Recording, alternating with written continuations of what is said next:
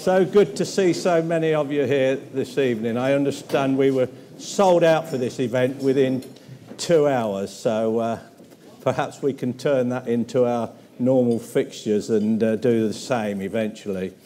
Anyway, it's good to see so many of you here. We know the main point of this evening is for you to ask questions. I'm John White, the chairman. I'm joined by Mark Darban, who most of you may know, but those who don't, is our chief executive. And the guy at the end needs no introduction, Jim Mallender. We are supported in the audience. If anybody gets too aggressive with us, we've got 3 players who have given their time up to come along here and be with us. Tom Wood, Alex Waller and Stephen Myler. Thanks, lads, for giving up your time. And if that's not enough, we've got 4 other board members in the audience interspersed between you, so that fair play should be controlled. I think I've met a number of you, but certainly not everyone. It's a huge honour to be stood here as the chief exec of this great club, so I look forward to spending more time with you going forward. And thank you, as John said, for your time this evening. We're eager to hear your thoughts and to talk through some of what we're up to moving forwards. One of the questions that I've been asked most regularly in my 3.5 months at the club, it feels a lot longer than that already in a good way, but one of the questions I've been asked most regularly is, what's the vision for the club? What are we trying to achieve? What are we working towards? I've got a fairly simple mind, and so we've spent some time with our board members and with the wider team trying to articulate what that ambition really looks like. And to set the tone for this evening, we wanted to spend a couple of minutes just explaining and articulating that ambition. So where do we start? We start with a clear and stretching objective. I think that's important for all of us to have. And ours is pretty simple. We want to be the #1 club in European rugby on and off the pitch as a starting point. That's maybe not the end game, but we think that's a pretty fair and reasonable and stretching ambition for us to target. What does that mean in practice? Again, my simple mind leads us to 3 areas for us to really focus on as a club. Clearly, the starting point is performance on the pitch. You know, we go out trying to win every game. And in reality, this means we want to be challenging for the biggest honours in the game, both domestically and in Europe. That is our ambition, and we've got to set ourselves up to consistently succeed on that basis. So that's number 1, performance on the pitch. Number 2 is profitability. As John said, we're incredibly proud of the track record that we have in terms of delivering profitability over a number of years, particularly in an environment where so few of the Premiership clubs have been able to deliver that. We're not there today, but we want to get back to that place. We're not going to get there overnight, but we're trying to build a clear 2, 3, 4-year plan to return the club to profitability. And let's be very clear, we're not doing that because our shareholders have regularly taken money out of the club. We're doing it because we want to generate a commercial return to reinvest into the playing side of our business, hence objective number 1, on-pitch performance. The third part of the ambition really relates to the impact that we have on the community. You know, since 1880, this club has created huge sporting, community and social legacies, and we're really focused on continuing to deliver that. There's a lot of great stuff that we do today, whether that's rugby coaching across the East Midlands and East Anglia, whether it's educational programmes, so much that we can tell a good story about. And for us to be number 1 on and off the pitch, we really want to continue that good work. And we've got some exciting announcements that we'll make later in the year about a charitable foundation that will really help our work in that space. So 3 main objectives: performance on the pitch, profitability, and that community impact piece. To get us there are 3 other things that we really need to focus on that really enable us to deliver on that ambition. The first is your experience as supporters of this club. We know that it's very hard for us to be successful unless we create a fantastic experience for all of you. That's what motivates me and the team here, and it's one of the reasons why we're so eager to hear your thoughts this evening. But ultimately, we want to create a best-in-class match day experience here at Franklin's Gardens. That's central to what we're trying to achieve. Secondly, our own people. If we're to achieve on what's a pretty stretching set of objectives here, we need to continue to invest in and grow our own people, both the commercial team that I oversee, But also, I'd love for us to be known as the club that best prepares its players for life after rugby. Of course, we want them to be successful on the pitch week in, week out, but why not have a reputation that sets all of our players and our squad up for success as they move on through the rest of their careers? So our people are central to what we're trying to do. And finally, this facility. You know, we're blessed to have such an amazing facility here at Franklin's Gardens, but we know it's not the finished product. Yeah, how do we take this from being one of the leading facilities in the Premiership today to being a nationally and internationally recognised venue? That will mean doing some things outside of rugby match days to grow the commercial return that we can generate from this facility. So if we can get all of those things right, we can support this overall ambition. It's stretching, but it's what motivates us, and we're excited to be on that journey. And with that, I think the plan is to move into some Q&A. Hopefully that gives you a bit of a sense of where we're heading, and we're looking forward to hearing your thoughts.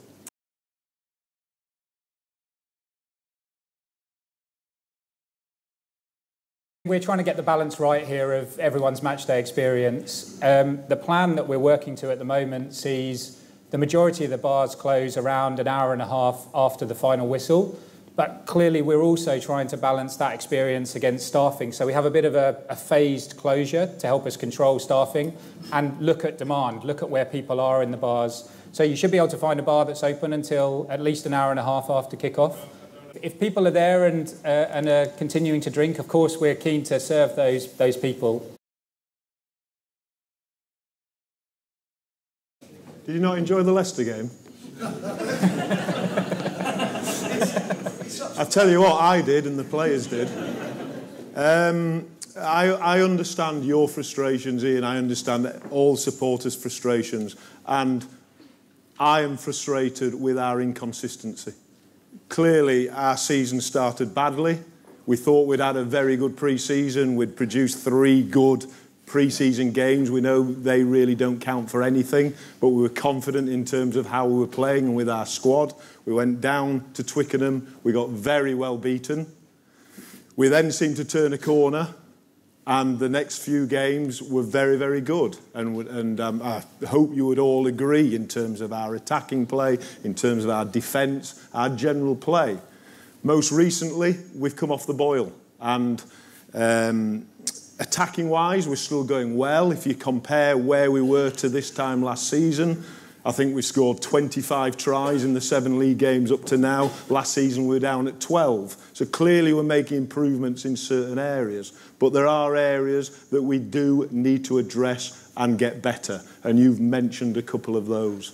And there's one thing that you can't say is passion and lacking in passion. Because I know, and you may frown, and that's your opinion, and that's fine. And that's why it's such a great sport, because so many people have opinions. But I can tell you that these players care. They put the bodies on the line day in, day out, and they're doing everything they possibly can to get better as individuals, and most important for us as a team.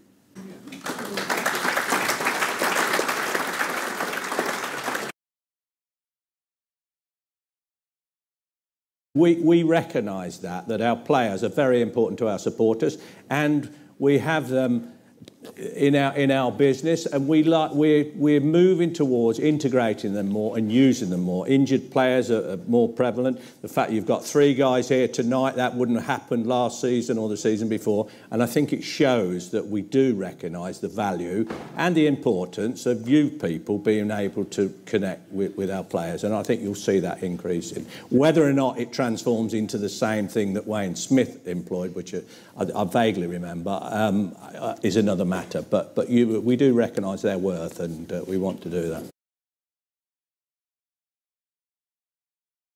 Jim, what about this number 8? Well, we'll make sure that the number 8 don't come to the meeting after the game. You won't want to speak to him, will you? I tell you what, tell that to Tiamana Harrison to his face. I think, just to answer that question, you know, we think our number 8s are good players, and clearly we've lost in Louis Picamole an outstanding world-class number 8 this year.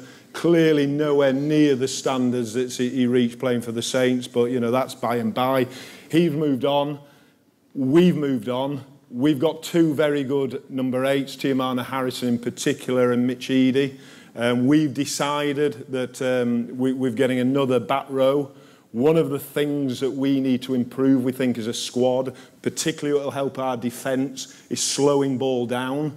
As a team, we don't actually miss that many tackles. You may be surprised, but the average, if you look at the Opta stats, the best team in the league are missing 89%.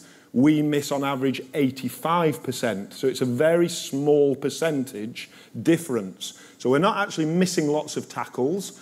Teams aren't making lots of line breaks, but actually slowing ball down, our speed off the line is not good enough, and teams are slowly getting on top of us and finally scoring tries multi-phase. That's something that we need to address. Henrik Brousseau is one of the world's best at slowing ball down, at getting his head over the ball, putting his head in those dirty places where people don't want to put it. And what we think he will do is coach, inspire, make the rest of our side better in that position, in that bit that we want to improve. So, yes, we haven't got in a hairy-arse number 8, but we have brought in a South African who is world-class, particularly at one aspect of the game, as well as being a very good ball carrier, as well as being a very good leader. And we think that he will help all our back row and the team in general.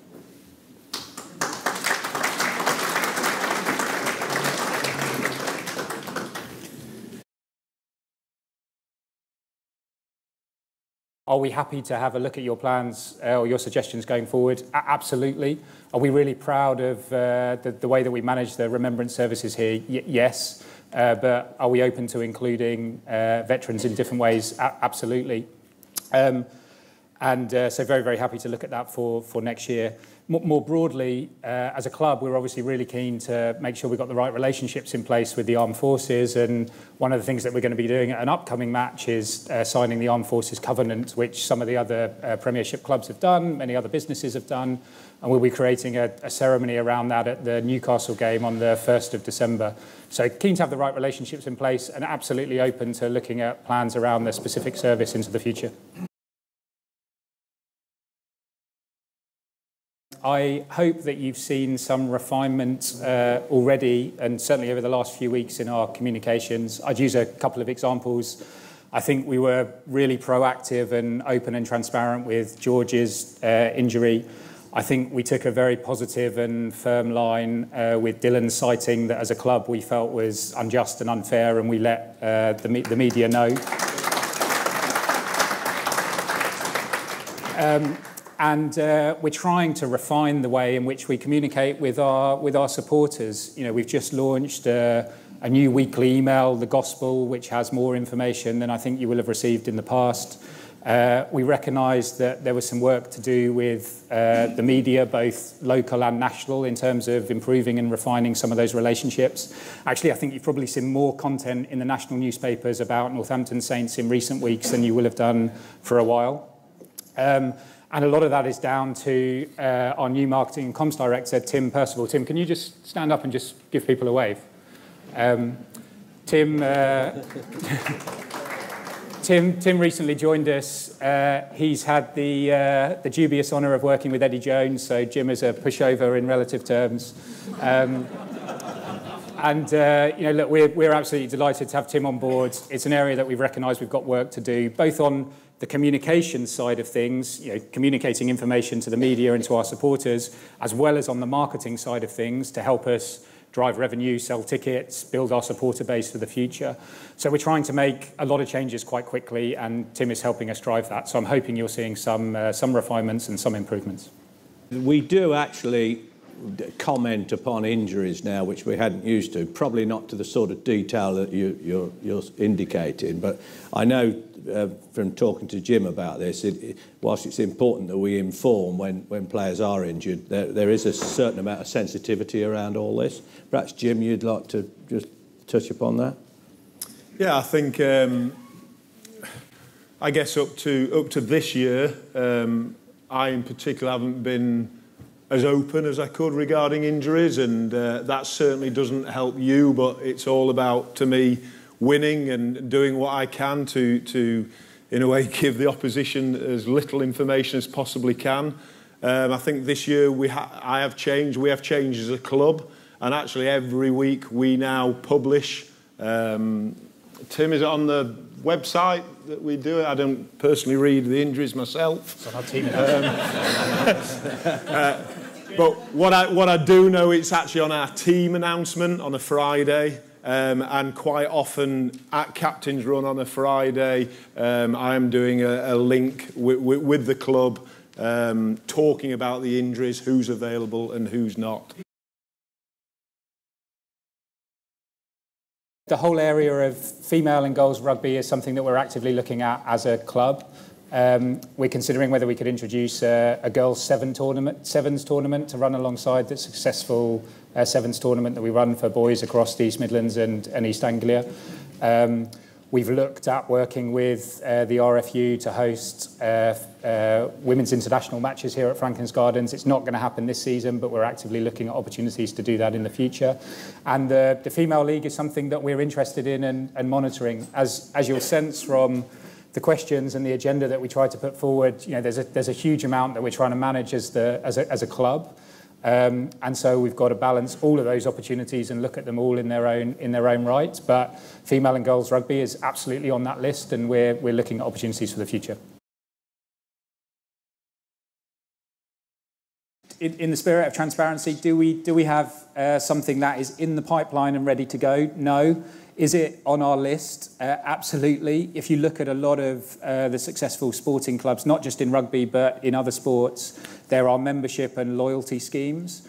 They range from, you know, a loyalty scheme like you would have in Starbucks in the retail store, all the way through to schemes that incorporate the bars and tickets and other activities around the club. So we're doing some work at the moment on what that could look like for the future. By the same token, you know, our season ticket holder base is obviously absolutely critical and central to what we're trying to do as a club, both because we all love that long-standing support, and commercially it's really important for us as well. So we've got to get the balance right commercially, but do we see some opportunities around loyalty and membership? Absolutely. We've had a fair amount of feedback about half-time. It's a tricky one because trying to please, you know, whether it's 9,000 people or 15,200 people is always a real challenge. You know, I've made a real effort to walk around the ground pre-match and half-time and post-match, and you see many people bopping along and dancing to the music at half-time. By the same token, we get letters of complaint, so we're taking on board some of that feedback, but we know we haven't got the model right just yet. I think you'll see us try some more things. And look, ultimately, we're trying to please a season ticket holder who's been coming to Franklin's Gardens for 30, 40 years, as well as attract new people to this ground, young people who are energised and motivated, and we're trying to be, you know, fans for the future. So that balance is difficult. Have we got it right? No. Are we making some tweaks? Yes. We'll continue to try and evolve that model. My tongue-in-cheek remark is we don't need to look any further than gym for our half-time entertainment. Can we please just have a microphone in the dressing room?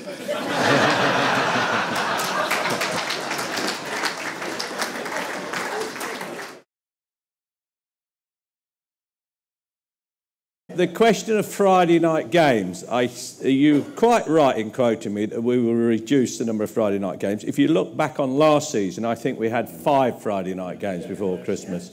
So 2 against 5 is a reduction, quite a considerable one. We'll never avoid it completely. I haven't followed Leicester, other than when we play them. I don't take a lot of attention to what Leicester are up to. So I don't know, but I suspect they must have had some Sunday afternoon games if they haven't had Fridays. They certainly won't get all the Saturdays.